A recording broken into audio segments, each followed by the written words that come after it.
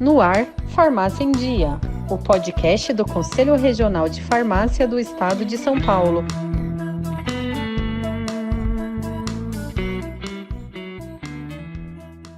Olá, ouvintes, sejam muito bem-vindos a mais um episódio do podcast Farmácia em Dia. Sou a doutora Rosilene Martins, conselheira do CRF São Paulo e coordenadora do Comitê de Farmacoterapia do CRF São Paulo. Hoje vamos abordar um tema de extrema importância para a nossa prática profissional, a adesão ao tratamento em relação aos medicamentos, que é uma prática relacionada à farmacoterapia e que o profissional farmacêutico precisa se ater para gerar um tratamento muito eficaz. Esse é um tema que envolve diversos fatores, como a comunicação eficaz entre profissionais da saúde e pacientes, a farmacoeconomia, o próprio letramento em saúde e outros aspectos que são fundamentais para o sucesso do tratamento. Para enriquecer a nossa conversa, temos aqui uma convidada muito especial, a doutora Daniele Marini, diretora tesoureira do CRF São Paulo, professora, gestora, coordenadora de curso, e hoje ela vai nos ajudar a entender ainda melhor os desafios da adesão ao tratamento e discutir como podemos avançar na melhoria dessa questão. Olá, doutora Daniele, um prazer sempre tê-la aqui conosco em mais um podcast do Comitê de Farmacoterapia. E, em nome do comitê, agradeço a sua participação. Olá, Rosilene, é um prazer aqui estar com você e ainda falar de um assunto tão importante, né? Um assunto que nos faz estudar bastante e tentar aí trabalhar na capacitação, no farmacêutico, que tem um papel fundamental, né? Eu sempre converso e falo assim, hoje o nosso problema não é mais o acesso, né? Não é tão importante, não que o acesso deixa de ser importante, ele continua sendo, mas a gente tem menos problema com acesso ao medicamento. Hoje o nosso problema maior é o quê? Como usar o medicamento de maneira correta. E para isso o farmacêutico ele é fundamental. É realmente preocupante, né? Como nós, profissionais da saúde, temos o desafio de garantir que os pacientes não só entendam a orientação, né? Mas também sigam corretamente o tratamento. E, claro, a relação do paciente, é fundamental nesse processo. Então, a gente gostaria de perguntá-la, nesse momento, qual é a importância de debater com outros profissionais a adesão ao tratamento? Vou trazer dados aqui alarmantes que nos deixam muito preocupados, né? Quando a gente fala da questão de quais as consequências e o que isso pode impactar em um paciente não ter adesão, por exemplo, 80% dos acidentes vasculares cerebrais são oriundos de pacientes que não tiveram a hipertensão controlada. Nós estamos falando que 85% das amputações são de pacientes com diabetes também não controlada.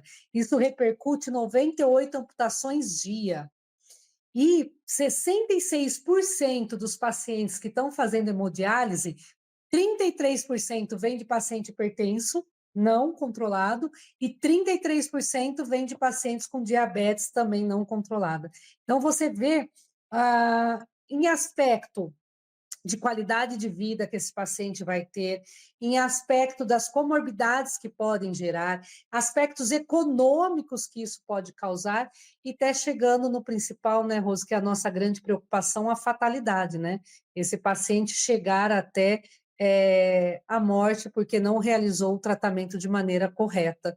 Então, falar desse assunto, ele ultrapassa qualquer importância aí, porque nós estamos falando de vida, né, da vida dos nossos pacientes com qualidade, que é o principal.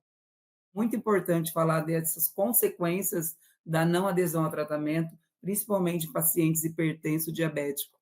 Muito importante. E, além disso, o que a gente pode colocar? Se esses dados são tão preocupantes, o que a gente pode entender por adesão ao tratamento? Isso é importante. Primeiro, vamos definir, né, essa questão do tratamento, né? A gente não está falando nunca adesão ao medicamento. Por quê? A adesão ela é entendida como grau de concordância, olha a terminologia, grau de concordância entre a orientação recebida de um profissional de saúde quanto relação ao tomar o medicamento, cumprir uma dieta, realizar mudanças no estilo de vida ou até na conduta desse paciente. Então, primeiro ponto, quando a gente fala adesão ao tratamento, não é só o medicamento, ultrapassa. Então, são vários aspectos que devem ser considerados. E outra expressão que a gente tem que considerar aí, e deixar muito claro, que é grau de concordância. E aí nós vamos definir duas palavrinhas. Adesão é diferente de submissão. Quando eu falo em adesão, adesão é o compromisso entre paciente e profissional de saúde com adequação ao tratamento, conforme as condições e preferência do paciente. Então, o paciente tem voz ativa, o paciente vai concordar com aquilo, e por isso ele vai ter adesão, que é diferente de obediência.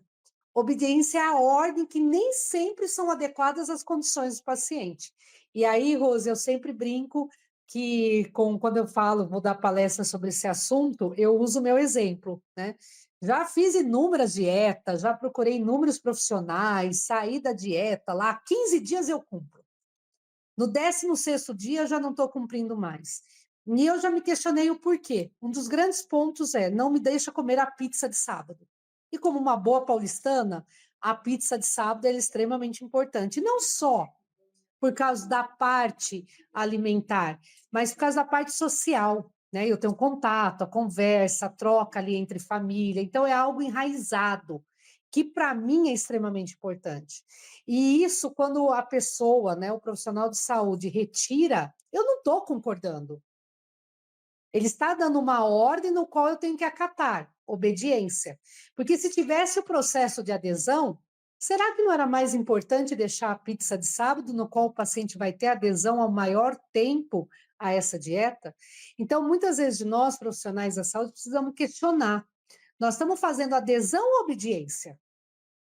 Nós estamos levando em consideração qual é a condição que é preferenciada, né, que o paciente prefere em relação ao tratamento?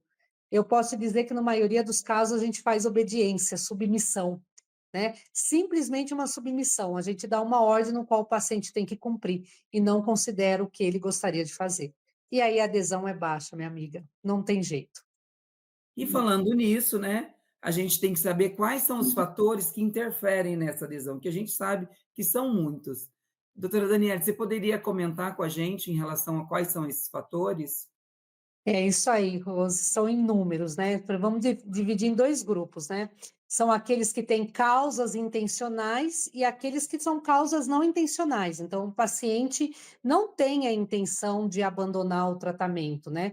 E aí, quando a gente divide nesses dois grupos, a gente pode falar do próprio sistema, né, o sistema de saúde, os fatores socioeconômicos, os fatores que estão relacionados ao próprio paciente, à própria doença, ou relacionado ao tratamento. Vou dar alguns exemplos. Como você disse, aqui a gente ficaria um podcast só falando de fatores, mas vou trazer os principais.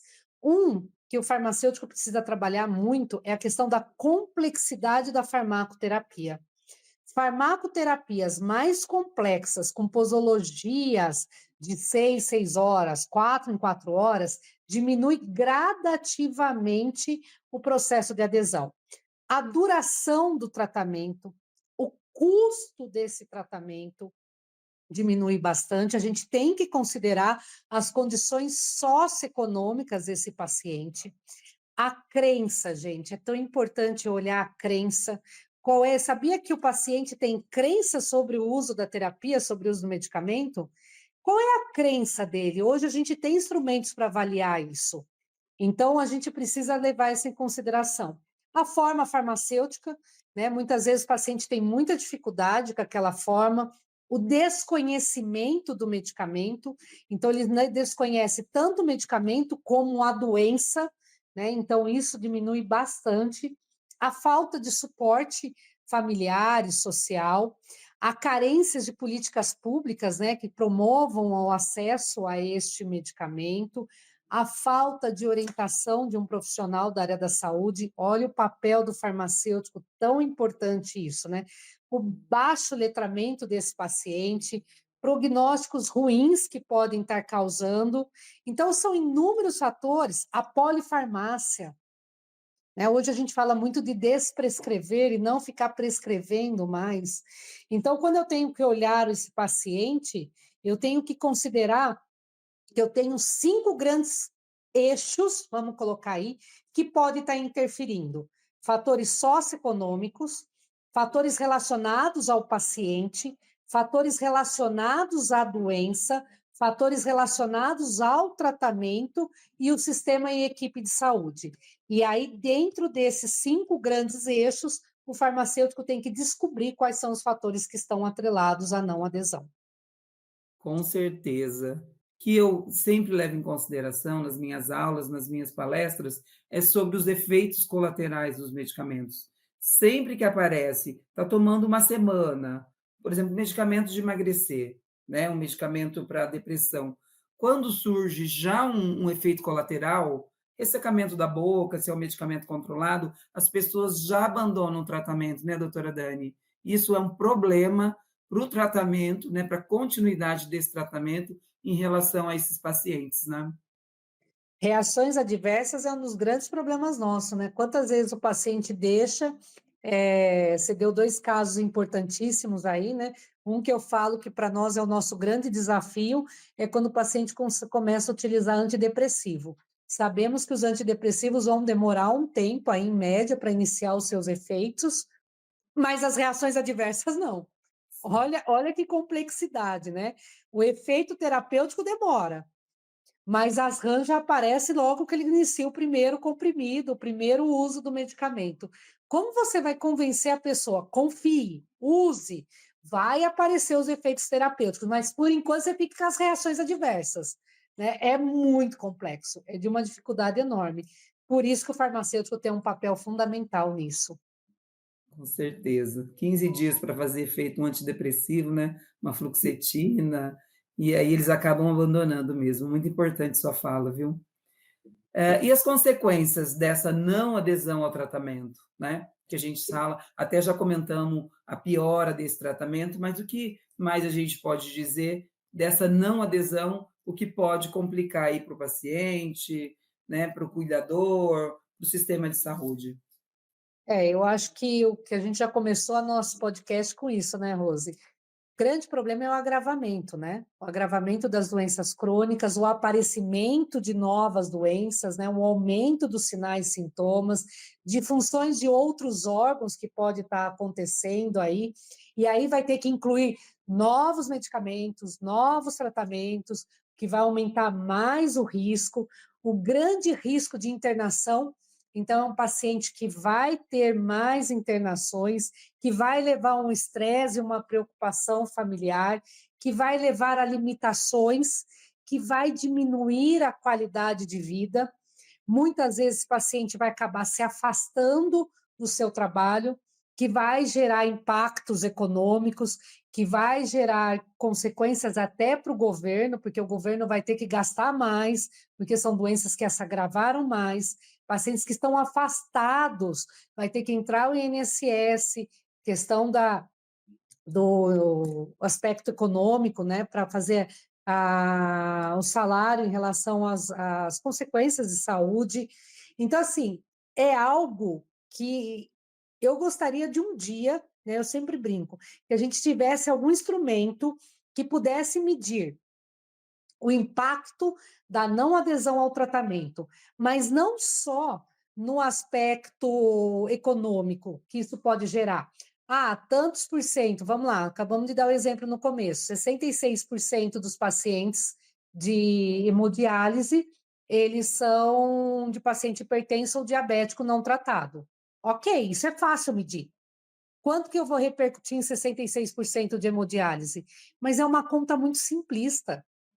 Porque a hora que eu coloco isso, eu não avaliei o quanto isso impactou na qualidade de vida dele, o quanto isso impactou na parte econômica desse paciente, o quanto isso impactou para o INSS, que muitas vezes está tendo que pagar afastamento salarial. Então, assim, a conta que vai gerando é algo enorme. E aí você olha, né, a raiz do problema. Era simples.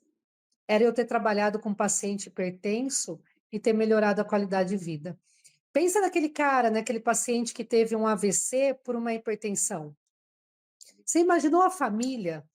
A gente colocar isso, quanto que gastou com a internação dos pacientes, quanto está gastando, mas não é isso.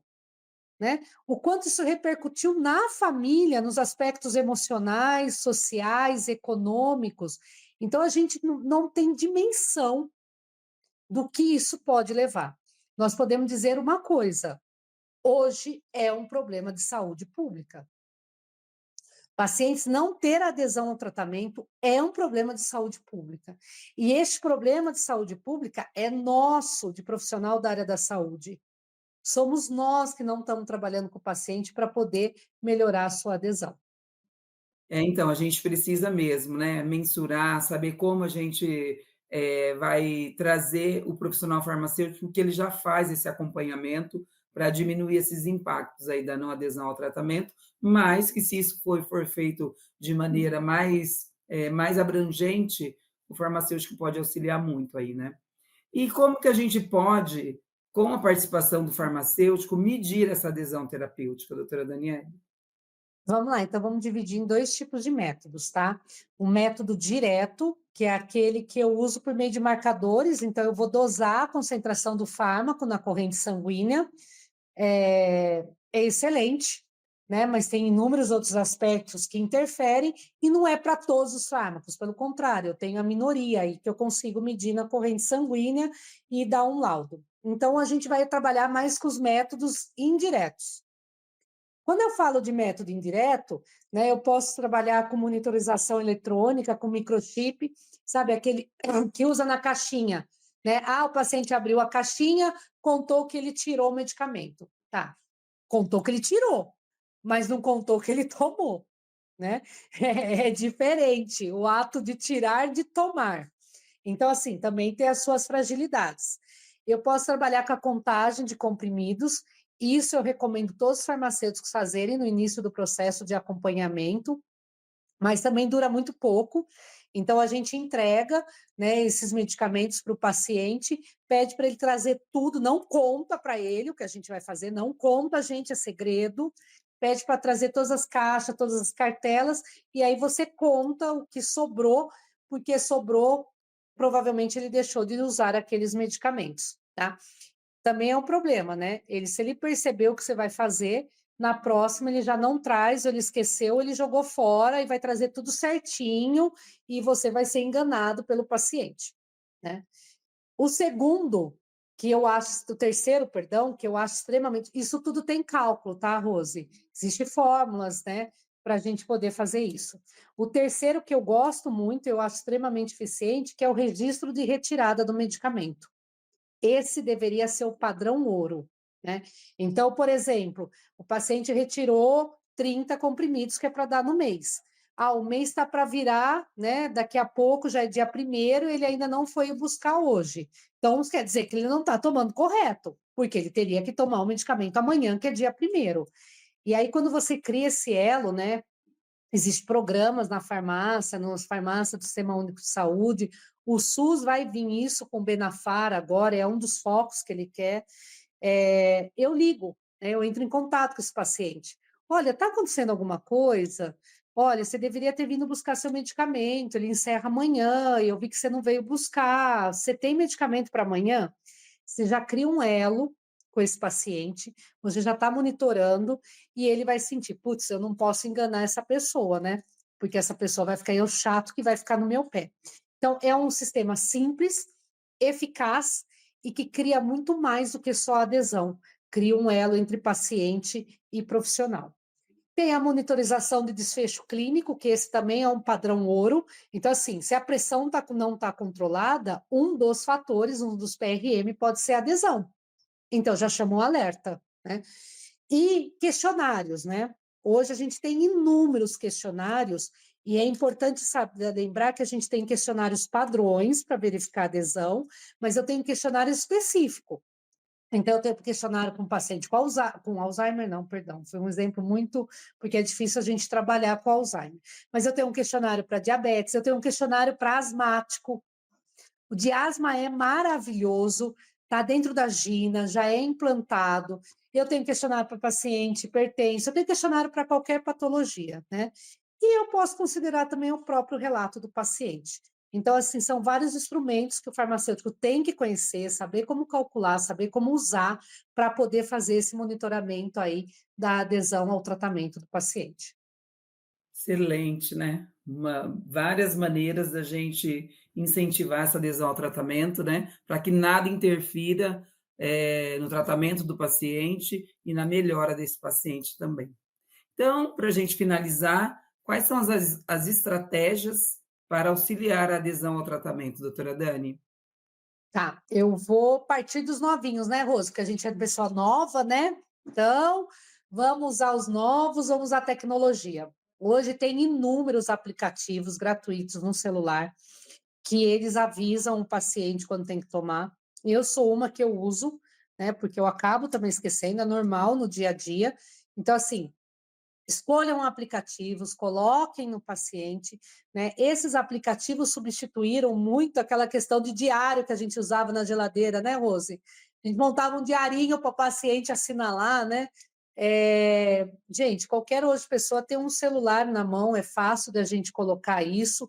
Então, eu uso hoje muito aplicativos, gosto muito daquele porta-comprimido, né, quando a gente pode arrumar a terapia do paciente, principalmente pacientes que têm mais dificuldade, que usam polifarmácia, você deixar organizado, como também existe, né, dentro desses, e é muito mais caro, o monitoramento eletrônico nessas caixinhas organizadoras, e existe também, né, algo que eu sou apaixonada, que são caixas que você organiza a terapia do paciente por mês.